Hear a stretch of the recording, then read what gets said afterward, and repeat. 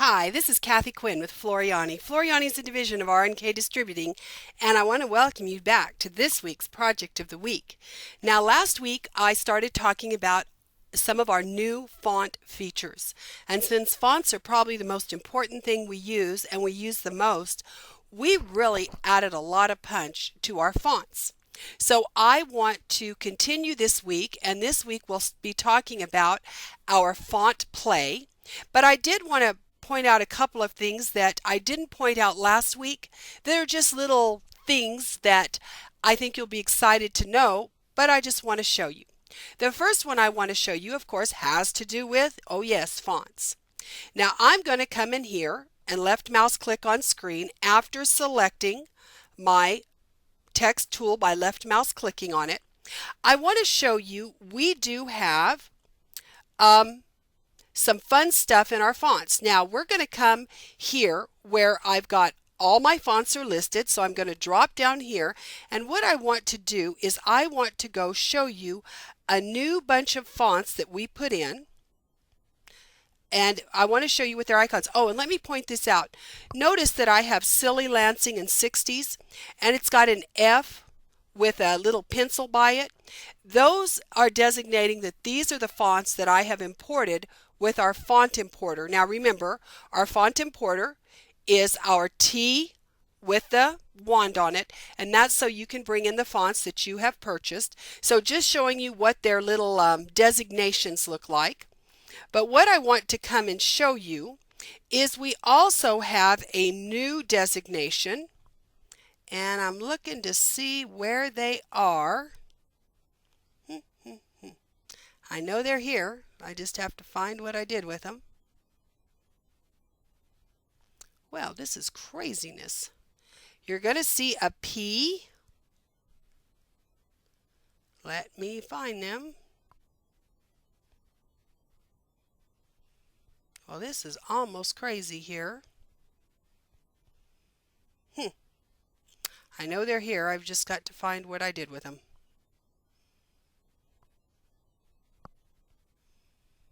Well, let's check and see if I have them enabled. That I may have disabled them. So let me come here and go to Tools, Preferences, and we talked about this font manager last week. Here they are. They're in my disabled. So I want to enable my 3D block. I want to enable my 3D capital block, enable our PF mirror fill, and enable our PF 3D satin. So now I have enabled those. I'm going to say OK. So now you're seeing it in real life. Now let's go and see where, here they are. Notice I have these PF fonts. These are important because these are created, they're digitized specifically for your puffy foam. So it's important to understand what those are. So let's just select your puffy foam 3D block. And of course, you notice there's a BL in front of it because it is a block stitch. Now I'm going to apply that. Now, why this is important to understand is if you want those raised letters that you use with puffy foam, it is digitized differently than a regular font. And let me show you what some of those differences are. Let me just come in here real quick. And I want you to notice we've got a cap here. They're capping it off. All this is capped. Normally when you have the satin around, you'll have open pieces, open ends somewhere. But the reason we've done it this way is so that when you go to tear that foam away, it is completely capped and tearing away. If I just said do a T, a lot of times the bottom won't need a satin stitch across it. This has a satin stitch all the way around the open ends and everything so that it completely encapsulates that puffy foam and it tears away clean. Otherwise what happens, and let's just come real quick, let me pick a T and let's get off of puffy foam. Let's go to my text, left mouse click. I'm just going to pick straight text. I'm going to left mouse click on screen. I'm going to type in a T and I'm going to go ahead and select a different block that's not puffy foam. So let's just get a solid block and let's say OK and apply. Now notice here, if I zoom in on this T, let's move him over and let's go ahead and zoom in on him. Well, I'm having a little bit of mouse issues. Notice this is open. The bottom has a stitch across it, but it's like there's a tunnel there and the tunnel hasn't been blocked off. So if I used this block T for puffy foam, what would happen is I went to tear away from the bottom and from the right and left end, that puffy foam wouldn't have a way to tear away clean against it, and we would have a problem right through here. So you now have several puffy foam fonts to use. So I wanted to point that out. The next thing that I want to point out to you is that we have, let me see, I didn't lose my mouse again. Good.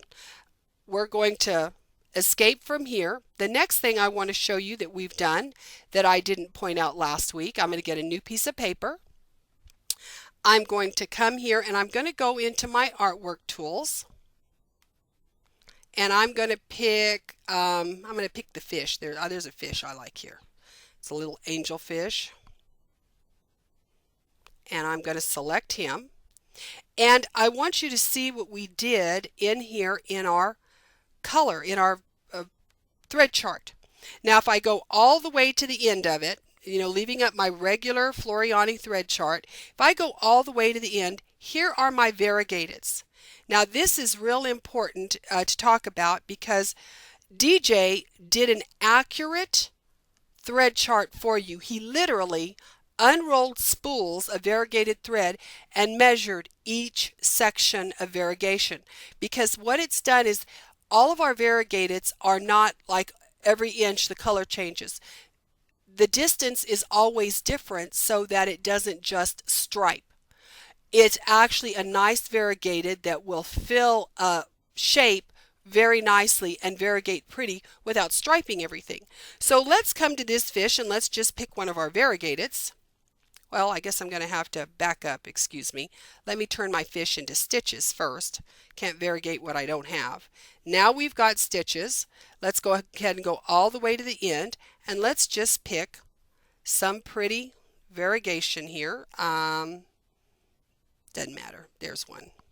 Now, notice when I click off this fish, look at how pretty it's variegated. Now I'm going to 3D it so you can see. So you can see how accurate the variegated thread is. You'll notice where it's closer together, you do get more of a striped effect. As it gets farther apart, you will see there is no striping because each distance has been measured, and it has taken a long time for DJ to get this done. By the same token, he also worked on our twists. Now I'm going to get a new piece of paper. I'm going to go ahead and pick up a shape here. Let's get a custom shape. I'll pick my teddy bear. Now I'm going to go back down here and we're going to go through till I get back down here. Now these are variegateds, but down here we have our twists. Now what we do with the twist is it's two colors twisted together. One is a poly, one is a rayon. Now the variegateds are rayon because poly doesn't dye like rayons dye. So now I'm going to select this, and these twists are absolutely wonderful to have. So let's give us a little bear that's actually stitches, and let's come here and let's click off of our bear. You'll have to bear with me. I keep losing my mouse. I've been having a little bit of a monitor issue here and I have no idea where my mouse is, so I'm going to pull it back in by using my pen. There we go. Now I want you to notice when you use twists. Now these are threads that you don't normally buy, and the reason is because you never really understood them. Notice with my twist how that it gives this bear more of a fur look, because what it does is it blends the two colors and it gives you a random look without you trying to digitize into different colors. So the twists are wonderful to work with. The variegateds are fantastic, but why we wanted you to start using them, and we realized the reason you didn't use them is you can't tell what they are. They're just on a spool. So if we go in and look, now I've variegated my bear. How fun. And you notice when it's close together, smaller places, it looks more of a stripe. When they're farther apart, you will notice that it's just got the nice variegation. So fun to use. And those were two little items I wanted to point out to you that I neglected last week to point out to you. Now let's come back in here. And what I want to focus on this week is our font play. Now this is a tremendous feature. I'm going to click on it. Now what it has done is all of our fonts are here. All of our embroidery fonts. Now not only just our embroidery, you can come in and look at Truetype fonts. Now I'm going to just pick a font here. I'm going to pick Anna. And it's on default is you're going to see a phrase come up. The quick brown fox jumps over the lazy dog. Now the reason that this is the saying that is defaulted in here is this shows every single letter of the alphabet. So that is why this is a phrase that you'll see a lot of times when you're looking at different fonts. This phrase will come up. But what is so awesome about our font play is I can come in here and say, well, what I want to do is I want to do letters, number one. So when I pick letters, I want you to notice I see the whole alphabet, all the Anna alphabet. So I could come over here and say, well, do I like that one? I'm looking for a specific look at a lowercase a. You've done that a million times and you try flinging through to find these things and it's not so easy. But by using the letters, you can come in and see what letters are available and what they look like going through by picking them on the left-hand column. Now the next thing that is way cool is I can come in here and say custom. Now this custom box comes up. Maybe I want to say girls rule, boys drool. Maybe I want to know what that looks like in different fonts because I want to put it on something. So now I see this is what it would look like in Asgard. How would it look in Academy Bean? Well, that only has uppercase, so that wouldn't work. How about an all curled up? This is so awesome because now you can type out something that you want to put on a towel, that you want to maybe do a recipe, maybe you want to do a cute saying, whatever. You can now type in the text you're actually using, and now you can come in and you can start auditioning all the different fonts. How will it look? Now there's Wiggles. Now Wiggles is one that I imported. Remember, I bought some imported fonts, and a few weeks ago I showed you how to use our font importer. So that happens to be one of the ones I brought in. Now here's bold blended. Let's look at that. Oh, it's only capitals, so I'm not interested in it. Let's look at Aria. So we can come in and start looking at what these things are going to look like in different fonts. I think this is an absolutely tremendous feature. Now let's look at some things on this page. First is up here, let's look at his. I told you you could look at embroidery or Truetype. Now my filter, maybe I just want to see block fonts. I know I need a block font, but I don't want to have to scroll through the list. So just like our filter that we have on our regular text box now, you have it in font play. So now I know these are all the block fonts that are in my software. So I can come in here and start auditioning to see how these look. How do these block fonts look? There we go. So I can look at those. So I've got that feature in here. Again, I can go in and I can just decide which ones I want to look at. The next thing is default is the brown fox. Letters are to see the entire alphabet. How many times have you said, where can I look at an entire alphabet? Well, now you can look at it here and you can look at it in 3D view, not just a print view. Or I can have my custom text that I type in. Now I've got print, so I could print out what it's going to look like. I can preview the print, and I can go to settings, and that's to set up my printer itself. Preview is to preview what's on the screen. Now this is something I really like that has been added into the preview. Now if I wanted to see this preview and print it out, I can. Notice I've got a print here. It's put the phrase I used in the font I chose. It shows me all the available letters within that font, every font and every thing I can use. It's also told me minimum that this font should be stitched at is 0.8 inches or 50 millimeters. So it's got it in millimeters and inches and all the characters available.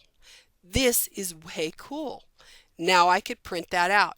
So we have done some really fun things with fonts, and font play I think is going to be one of your favorite features because we all struggle with the same thing and we end up using the same fonts over and over again because it's a lot of trouble to start auditioning. We know that breezy looks good, for instance, so we default to that a lot of times because we know it's a tried and true for us.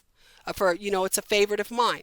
This way I can get out of my comfort zone and start playing with something else that might actually look a lot better, but I would have never known it because it's just really hard to go through them all, and you know what I'm talking about. So maybe I want to look what this would look like handwritten. So I'm going to put those into the playground. That's cute as can be. That would be a great font for this on a girl's, t-shirt. Oh, and I've got girls rule. That looks like Boggs. So I may not want to use it because I don't like the way that Y came out. Unless, of course, let's look at Kathy's custom. Maybe I misspelled it. That's possible. Let's look at Maisie and see. Let's try a different. No, I typed it good, so I wouldn't have liked it in that font. But this is a nice looking font. How does latte look?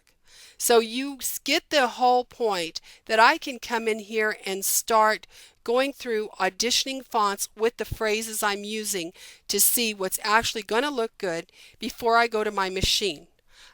Again, I can also look at the entire alphabet. If I want to see what the entire alphabet looks like, what characters are available, here's my recommended heights down here. And then remember, if I preview for printing, it's going to give me that whole font set.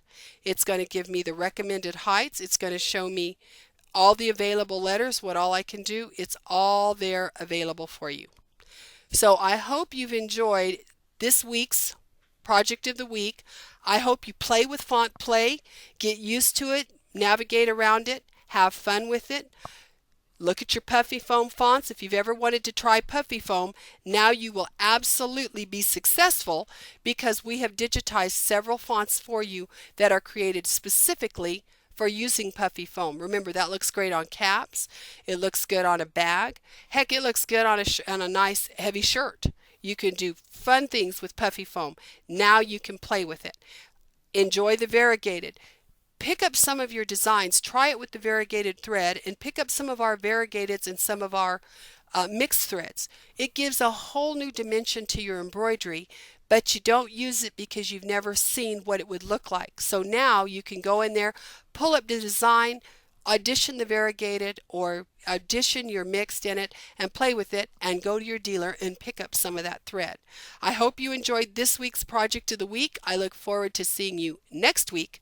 Again, we'll continue on with the new features. Have a great week.